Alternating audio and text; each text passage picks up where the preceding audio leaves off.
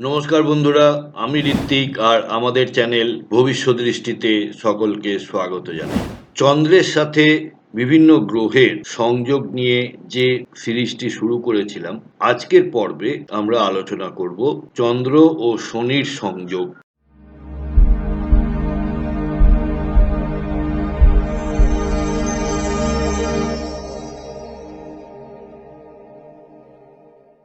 বন্ধুরা, যদি চ্যানেলটি এখনো সাবস্ক্রাইব না করে থাকেন তাহলে আমার বিনীত অনুরোধ, প্লিজ চ্যানেলটা সাবস্ক্রাইব করুন আর পাশে থাকা বেল নোটিফিকেশন আইকনটি প্রেস করে দেবেন। চন্দ্র ও শনির সংযোগকে বিষাদ যোগ বা সংযম ও সংবেদনশীলতার সংঘাত বলে মনে করা হয়। এই যোগ মানসিক ভার, বিষণ্ণতা ও আত্মনিয়ন্ত্রণের দ্বন্দ্ব নির্দেশ করে। এটি গভীর চিন্তাশীলতা ও ধৈর্যের প্রতীক, কিন্তু অনেক সময় একাকিত্বকে ডেকে আনে।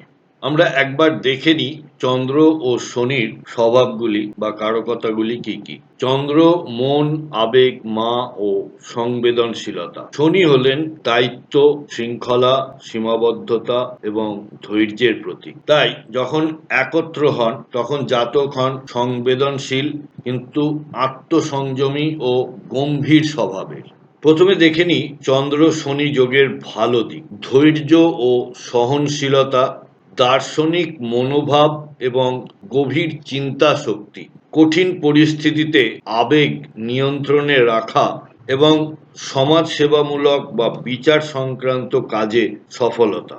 চন্দ্র শনি যোগের খারাপ দিক হলো মানসিক বিষণ্ণতা ও একাকিত্ব, আবেগ প্রকাশে বাধা, মা বা অন্যান্য মহিলাদের সঙ্গে সম্পর্কের জটিলতা, আত্মবিশ্বাসের ঘাটতি ও সংকোচ। এই যোগের জাতকদের প্রবল হতাশা তৈরি হয় মাঝে মাঝে। অনেক সময় এনারা আত্মহননের পথও বেছে নেন, যা এই হতাশা থেকেই তৈরি হয়। এবারে দেখে নেব কোন রাশিতে হলে শুভ হয়। তুলা, মকর, কুম্ভ, কর্কট রাশিতে শৃঙ্খলাপূর্ণ উন্নতির যোগ। সিংহ, বৃশ্চিক, মীন রাশিতে মানসিক ভার ও বিষণ্ণতার প্রবণতা দেখা যায়। এবার 12টি ঘরের মধ্যে কোন ঘরে কেমন ফল দেয় এই সংযোগ। লগ্নে হলে সংযমী মন, আবেগ নিয়ন্ত্রণে দক্ষ। দ্বিতীয় ঘরে হলে পরিবারের দায়িত্ব কাঁধে চাপে, কণ্ঠে বিষণ্ণতা দেখা যায়। তৃতীয় ঘরে চিন্তাশীল সাহস এবং নীরবতা। চতুর্থ ঘরে মা ও বাড়ির বিষয়ে শীতলতা লক্ষ্য করা যায়। পঞ্চম ঘরে হলে পরে প্রেম ও সন্তানের বিষয়ে দায়িত্ববোধ। ষষ্ঠ ঘরে হলে আবেগের সাথে কাজের ভারসাম্য। সপ্তম ঘরে হলে দাম্পত্যের দূরত্ব তৈরি হয় এবং দায়িত্ব অনেক বেড়ে যায়। অষ্টম ঘরে হলে গভীর আত্মবিশ্লেষণ, আধ্যাত্মিকতা। নবম ঘরে হলে ধর্মীয় বিশ্বাসের সংশয় ও দায়িত্ব। দশম ঘরে হলে প্রশাসনিক দায়িত্বে আবেগ নিয়ন্ত্রণ। 11তম ঘরে নির্ভরযোগ্য বন্ধু কিন্তু বন্ধনে একটা শীতলতা লক্ষ্য করা যায়। 12তম ঘরে একাকিত্ব, ধ্যান ও গোপন মানসিক চাপ। একে তো অশুভ সংযোগ, তারপরে যদি আরো পাপগ্রহ যুক্ত হয়। রাহু যুক্ত হলে বিষণ্ণতা ও ভ্রমপূর্ণ আবেগ। কেতু যুক্ত হলে আত্মবিচ্ছিন্নতা ও হতাশা লক্ষ্য করা যায়। মঙ্গল যুক্ত হলে রাগ ও আভ্যন্তরীণ বিস্ফোরণ।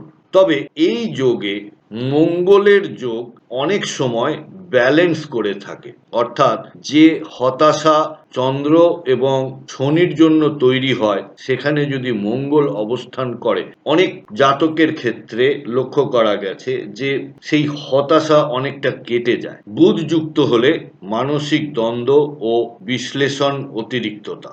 উপায় ও প্রতিকার বলতে গেলে এটির একমাত্র উপায় হলো শিবের উপাসনা করা এবং মহামৃত্যুঞ্জয় মন্ত্র জপ করা। বাস্তব উদাহরণ, গভীর চিন্তাশীল লেখক, দার্শনিক, বিচারক ও সমাজসেবীদের মধ্যে এই যোগ লক্ষ্য করা যায়। এখানে একটা জিনিস বলে রাখি যে চন্দ্র যদি শনির নক্ষত্রেও থাকে তাহলেও একই ধরনের রেজাল্ট বা একই ধরনের হতাশা জাতকের মধ্যে লক্ষ্য করা যায়।